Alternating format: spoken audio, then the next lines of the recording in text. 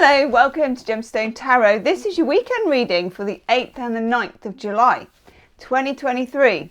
We have the moon in Pisces for most of Saturday. Okay, in the UK it's about 20 past 8 or something. In the evening it changes into Aries. Woohoo! So be a lover on Saturday and a fighter on Sunday if you can. Okay, that'll go well for you. Let me know what your plans are for the weekend. Even if there are no plans are still plans. Yes, it's like Schrodinger's plans. They're only plans once you open the box. Don't know if that quite works. Anywho, we're using Sparkly Tarot with stars on. This one, the Groovy Weight Stars Edition. Swing, don't know if there's stars in the box. Oh, there are. Oh my God. The only disappointing thing is that I need to get some lights because you can't quite see them, can you? But you can a bit.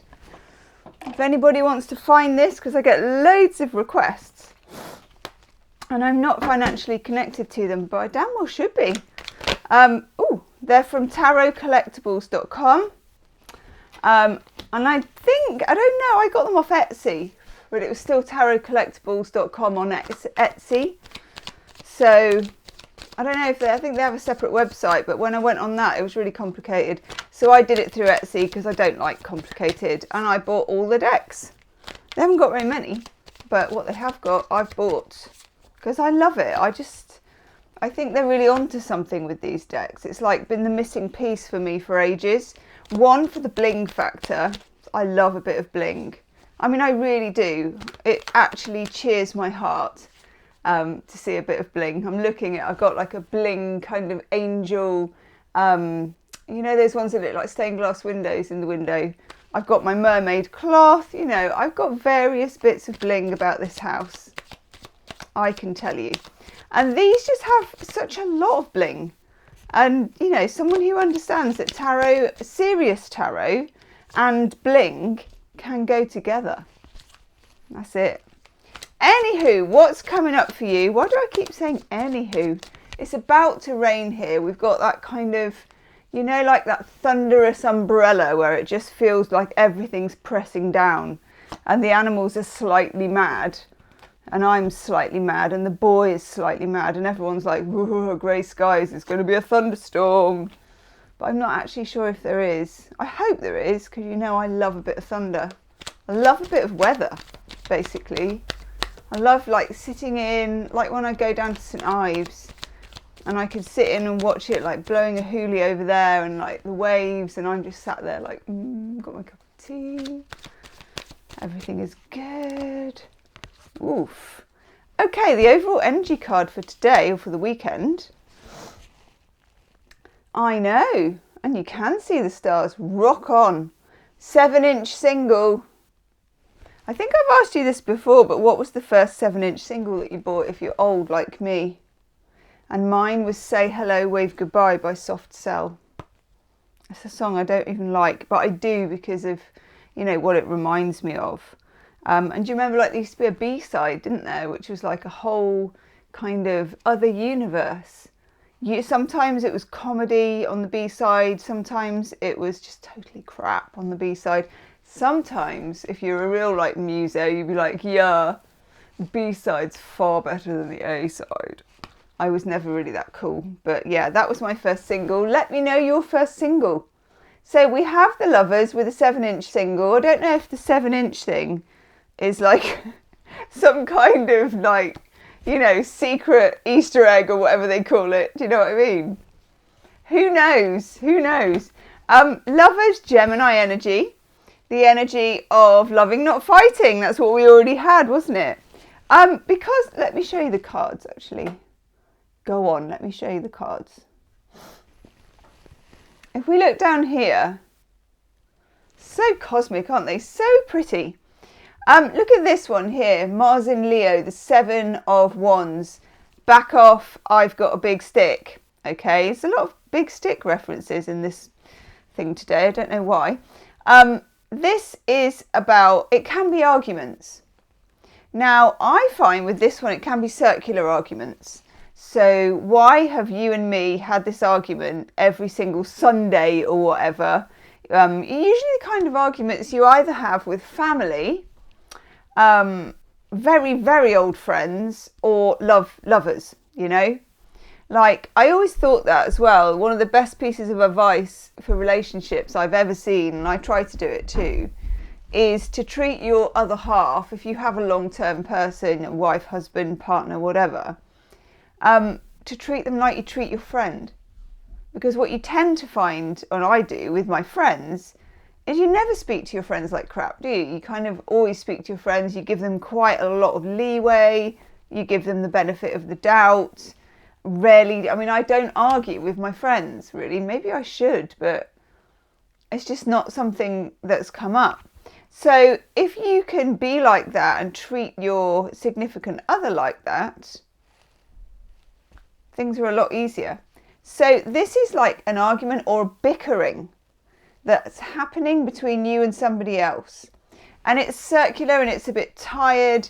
And also sometimes, because it's Mars in Leo, which is like Mars in a fixed fire sign, woof, you may have to stand your ground.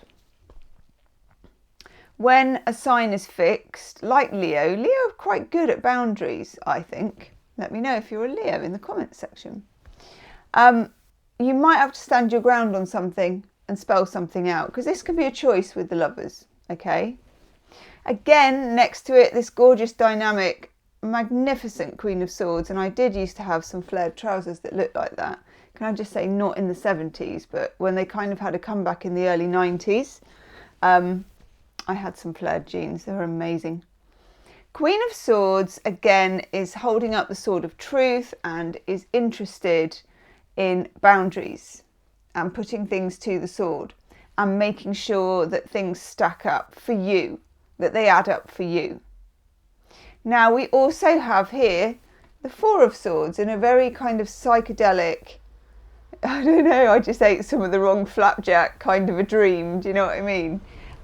So we have this psychedelic piece of the Four of Swords, and it's finding peace. This is all about making choices, finding peace, and perhaps choosing your best behaviour.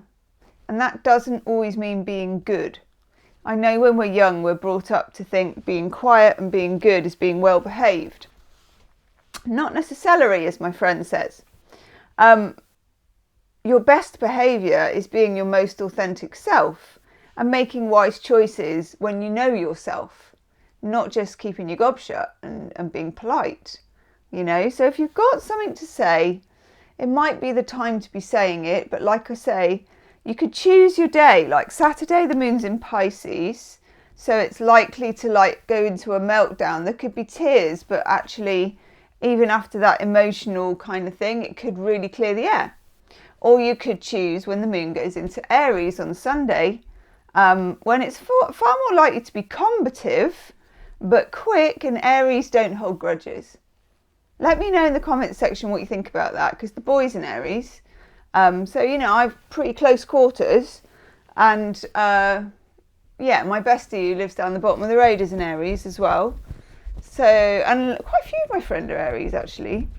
And the Aries I know just don't hold grudges. Generally Pisces don't either, and that's about the only thing that we have in common in that way, but it really works. So, if all else fails, and looking at the lively nature of this, hold on to your dreams no matter what. We've got Casey Kasem, keep your feet on the ground, keep reaching for the stars. If all else fails and you really need to draw a line in the sand, and this might not all be over this weekend, it might go over up to Gemini season.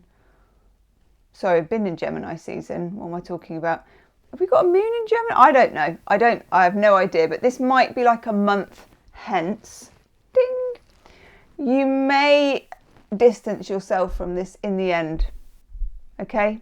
You may end up distancing yourself.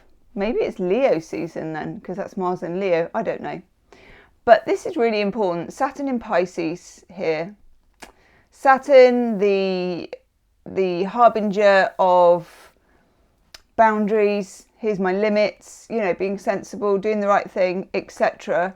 in, you know, unconditional Pisces. It's like, yeah, man, just let it all be free and folk women dancing. Yeah. That's me in my like absolute Pisces with Pisces rising mode. Which can be quite irritating for people who like people who have boundaries. Saturn just gets to Pisces here and says, jog on Pisces, for God's sake, you know, it's time. And this is not for all of you that are Pisceans, this is all of you. Saturn says it's time, you got to bust a move, as they say. It's time to go. It's time to just not be accepting whatever it is, or just making yourself known by having the balls to actually walk the walk. Let's have an oracle card. Woof, could be quite a steamy, arguey, or kind of tears kind of weekend, but in a good way. I think this is all clearing the ground for something that's probably been knocking around for ages. Something you might have had to say months ago. That's great.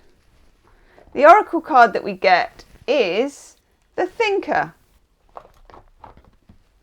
Yeah, think before you talk and all that, especially if the moon's in Aries. But choose your best move from your best self, okay? Leave me a comment, let me know what you're doing for the weekend. Let me know what your first 7-inch single was. I know, we're all as old as hell. And I'll see you soon. Namaste.